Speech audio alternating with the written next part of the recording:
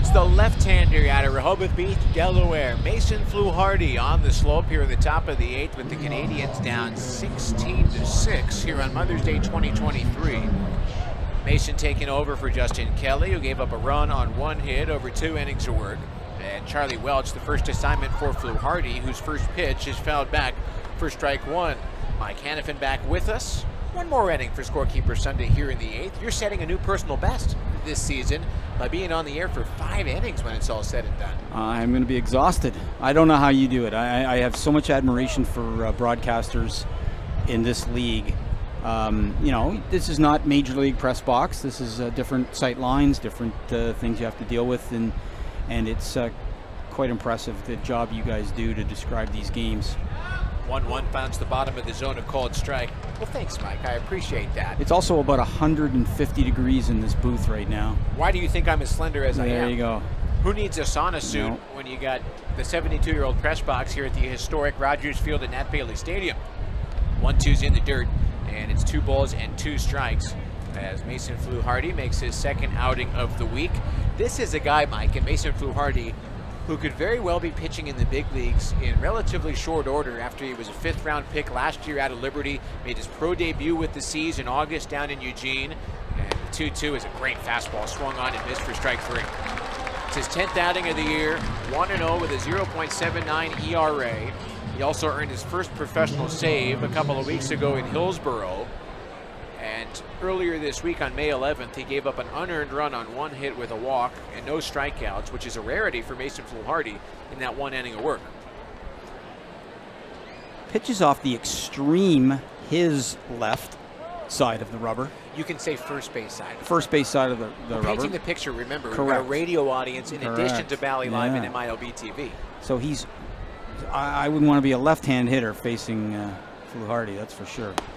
1-0 is in for a strike on James Parker to even the count 1-1. Parker, like just about everybody else on this Aqua Sox lineup card today, has reached base multiple times, scored multiple runs. He's officially 1 for 3 with a single, a walk, and 2 runs scored as the 1-1 slider is waved and it missed for strike 2. You mentioned those left-handed batters. Do you want to guess what Mason Fluharty's left-hand batting average against is? I would say it'd be under 100. Yeah, it's 0. He has yet to give up a hit to a lefty. There you go. Well, I was a switch hitter, and that's one of the reasons why. 1-2, waved and it missed for strike 3. Back-to-back days for Mason Fluharty. And we are quickly on to the 3rd batter of the inning, Mike Salvatore. Yeah, I got tired. I got real tired of facing curveballs when I was playing ball. My Division III college baseball career lasted all of 6 at-bats, 6 innings in the field as a defensive replacement. My only claim to fame, I made all 3 outs in 1 inning, including a double play that went 4-3 in the scorebook when I was playing second base. As Mike Salvatore lifts the first pitch to the short lawn in right center. Doty is there, and the second baseman hauls it in to help Mason Fluharty set down the side in order. A brisk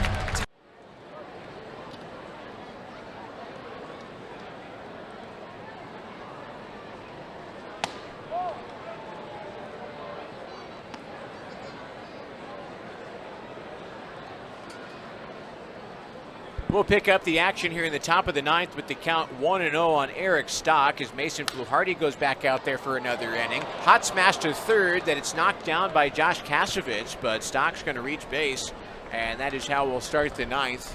And what should be an infield single, that ball was hit so hard at Josh Kasevich, he had very little time to react. But of course, right as Mike Hanifin, the official scorekeeper, leaves the booth, we have maybe the most questionable scoring play yet, just in terms of whether that's a hit or an error. For me, straight single. And that is indeed Eric Stock's 3rd hit of the day. Now the Frogs saving almost all of their offense since Tuesday night when they won 10-4 for today's game. 16 runs as they lead the C's 16-6, and they've done so with 12 hits. First pitch to Harry Ford was wide. And now the 1-0 from Mason. This one's fouled back.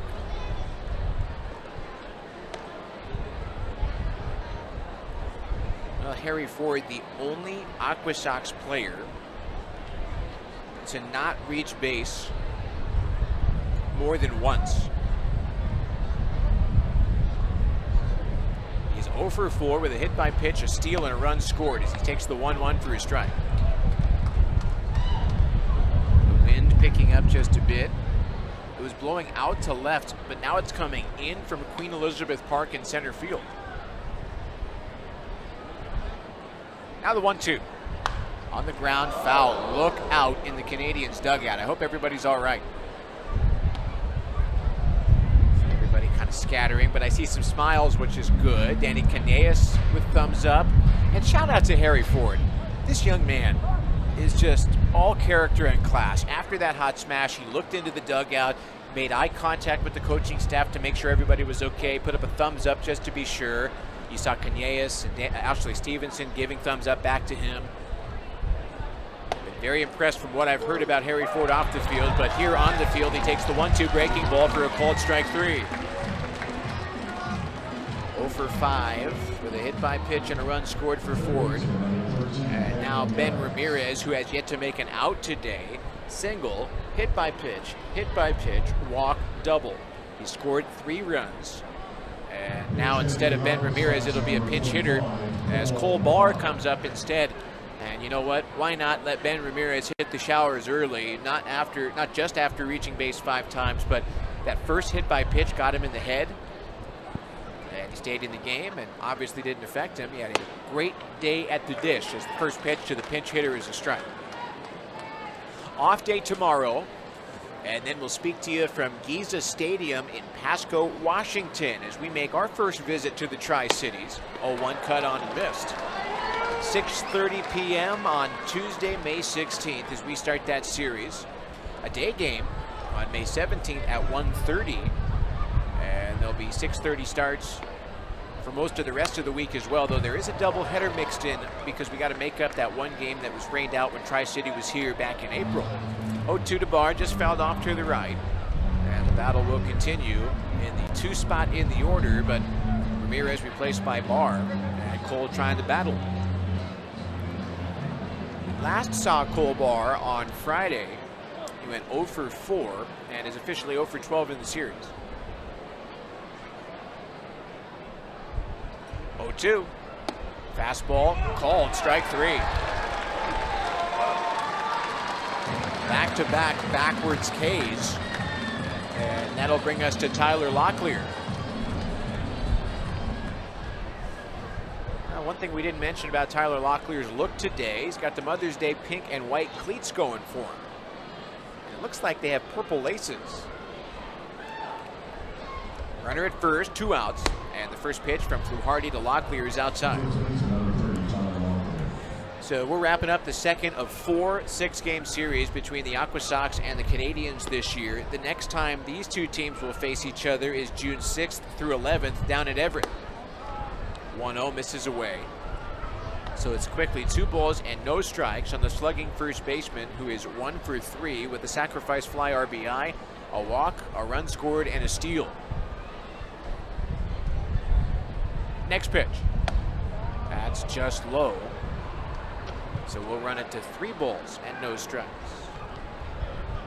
Leadoff infield single for Eric Stock before consecutive strikeouts brought us to this 3-0 pitch for Locklear, but we'll have to wait because, well, was another ball behind home plate? Yes, the home plate umpire, Kaz Cousins, has to go pick up yet another errant toss from the Aqua Sox bullpen. There have been more errant throws by those relievers this week than I've seen in 2 seasons calling games here at the net. 3-0 finds the outside half. That's a strike. Soon enough, that on-field bullpen is going to be moved off the field here at Rogers Field at Nat Bailey Stadium, but not yet. 3-1, top shelf of the zone. That's a strike.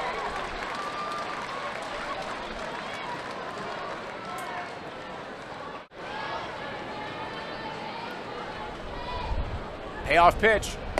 With the runner moving, Locklear takes it. It's up and out for ball 4. So the leadoff single and a 2-out walk will prolong this inning for Joaquin Cabrera.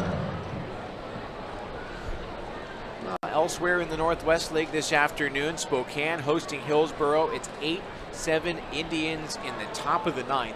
They need 3 more outs to secure the win over the Hops. First pitch to Walking is hit in the air to center. Brown coming on. Desan is there, and he makes the catch to help Mason Fluharty log 2 scoreless innings of relief. Mrs. Fluharty in Delaware, cheers to you on Mother's Day. And here in the bottom of the 9th, after this break, the season needs